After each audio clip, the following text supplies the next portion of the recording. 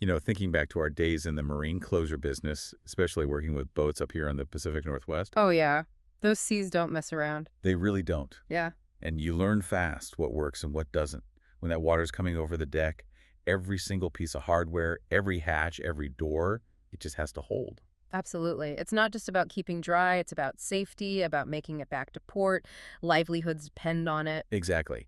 And it's that kind of that crucible of need where real innovation happens. Yeah. Which brings us to our deep dive today. We're talking about the history of Freeman Marine Equipment, right out of Gold Beach, Oregon. A story close to our hearts. And it's much more than just, hatches and doors. It's about grit, ingenuity. And how a family tackled a serious problem and built this incredible global legacy. Right. So our mission here is to really dig into Freeman's origins, trace that journey from, well, literally a garage startup to a worldwide name. And highlight the impact they had. We want anyone connected to Freeman, past or present, to feel that sense of pride in the story. Definitely. We've looked at company histories, patent filings, community reports, all sorts of things to piece this together for you. So let's jump in. Where does the story really kick off? We start in Gold Beach, Oregon. The year is 1969. You've got R.V. Dougie Freeman, his father, Ed Freeman, and their partner, Jim Howard. They start a company called Freeman Howard. And their focus? Simple, really. Building tough, all-welded commercial fishing boats. Boats designed specifically for those punishing Pacific Northwest waters we were just talking about.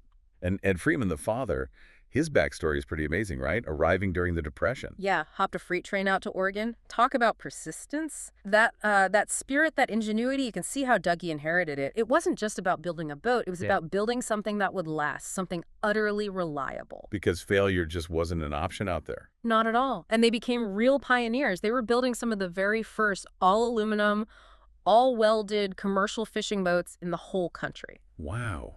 How big were these boats? Some up to 80 feet.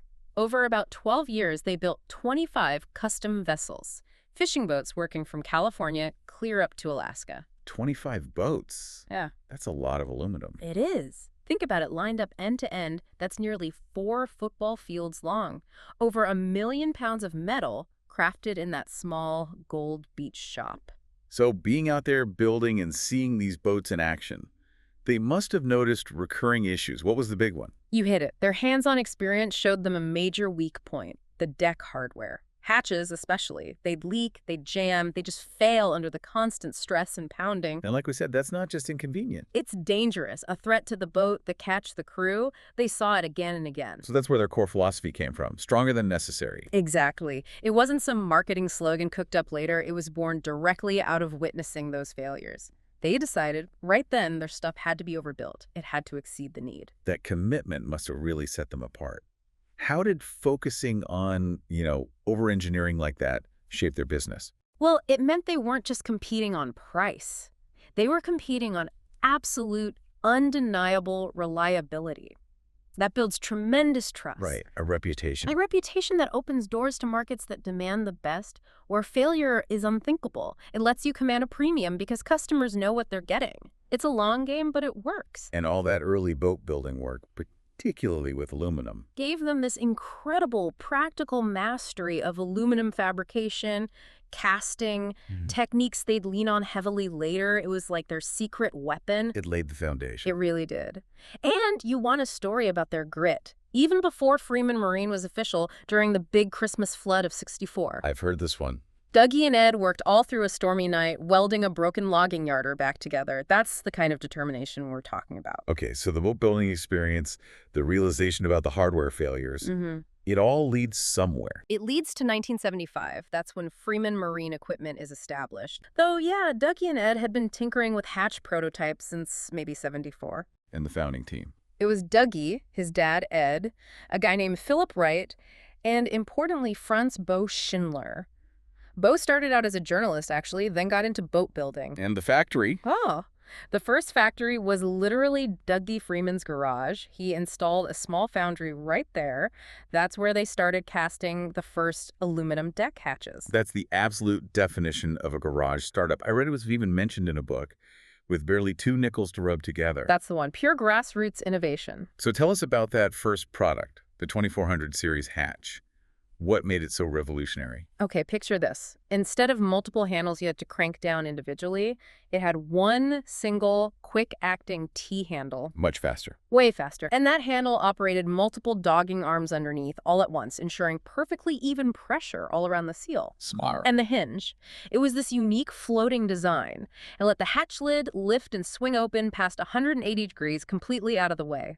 But critically, when closed, that floating action helped pull the lid down tighter against the seal. Plus, it was flush with the deck. Completely flush, no trip hazard. And the key thing, it was absolutely watertight. We're talking capable of sealing against a 30-foot head of water intermittently. Nothing else came close back then. No wonder demand took off. Took off is right. They outgrew that garage pretty quick.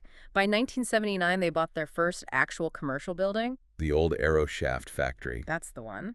On Hunter Creek Road, south of town, used to be a Brunswick shop, about 4,000 square feet.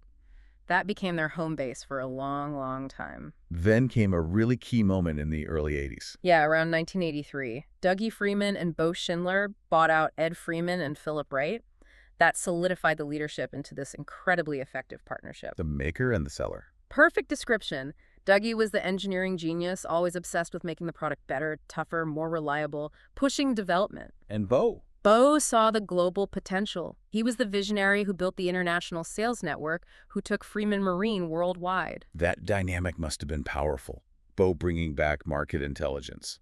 From all over the world. Needs, opportunities, what competitors were doing. And Dougie turning that into product improvements, new designs. Which gave Bo an even better, stronger story to tell out in the market. It was this amazing feedback loop. Constant innovation driven by real-world demand. And they didn't just stick with hatches, did they? No, they leveraged all that boat-building know-how. They expanded into a full line of marine closures, high-quality doors, windows, portholes. Still targeting those tough markets first. Absolutely. Commercial fishing, offshore oil supply vessels, that was their proving ground. If a product could survive there, it could survive anywhere. It baked in that toughness from day one. And that reputation for toughness fueled serious growth. Physically, too. Oh, yeah. That Hunter Creek Road facility just kept expanding. Additions, new buildings. Over 35 years, it grew into this single, huge, integrated manufacturing plant. How big are we talking by, say, 2010? Over 100,000 square feet. All under one roof, state-of-the-art for its time. Pretty impressive for Gold Beach. While the factory grew, Bo Schindler was out there making connections globally. He really was. Tireless. He personally built relationships with shipyards everywhere. Freeman went from local Oregon boatyards to, well, over 500 shipyards in more than 30 countries. Places like Australia, Turkey, Italy. Germany, New Zealand, Singapore, major maritime centers. He put Freeman on the map globally. And that success didn't go unnoticed. Nope. They got official recognition. Mid-90s, they won Exporter of the Year awards from both the state of Oregon and the Federal Small Business Administration. That's huge validation. It really was. By 2011, their products were being installed in boats in over 50 countries.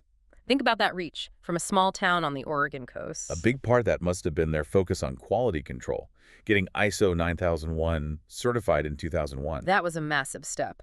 And reportedly at that time, they were the only marine closure manufacturer in the world with ISO 9001 certification. The only one. Wow. Yeah. That wasn't just a certificate to hang on the wall. It was proof of their commitment.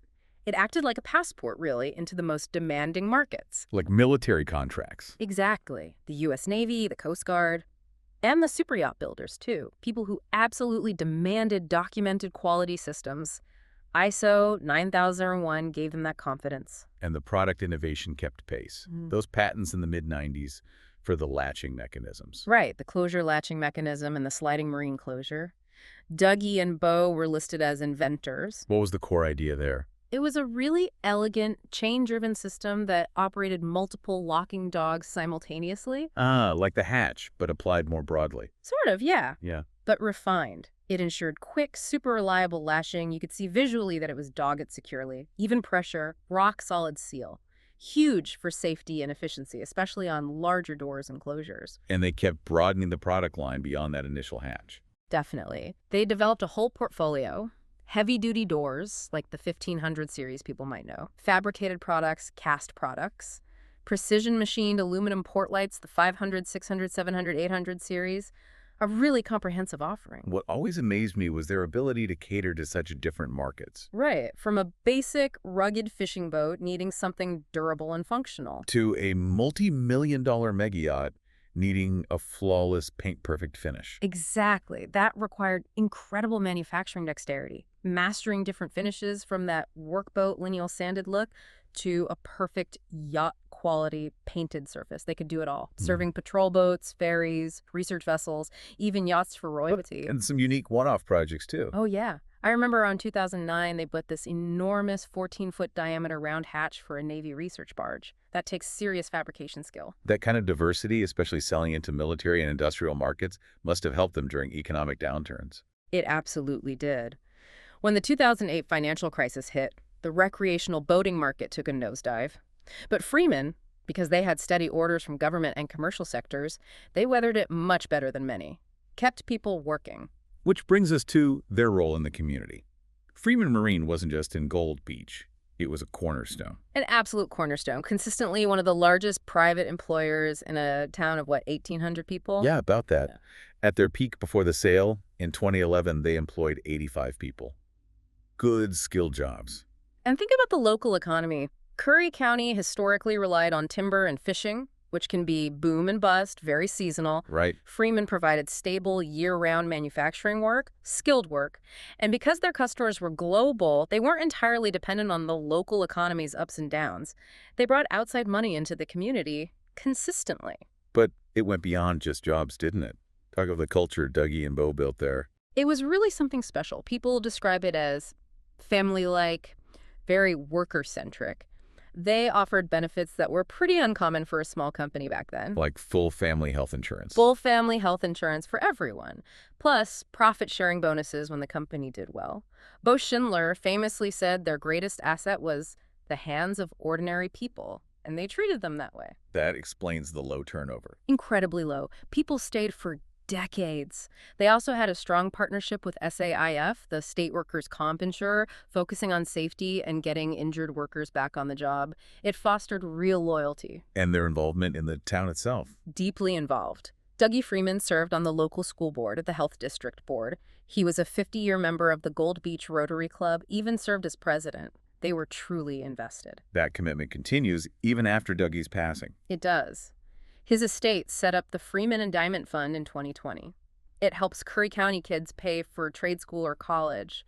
That reflects Dougie's belief in giving young people opportunities in the trades. Plus, the company sponsored Little League, the Salmon Derby. The Curry Historical Society website, even that big mural downtown celebrating the area's maritime history, they were woven into the fabric of Gold Beach. And those local stories really add to the legacy, the Christmas flood story again. Shows the grit.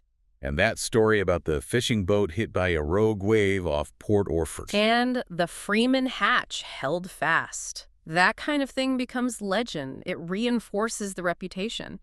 In Gold Beach, people are genuinely proud that Freeman Marine started in a garage in '75.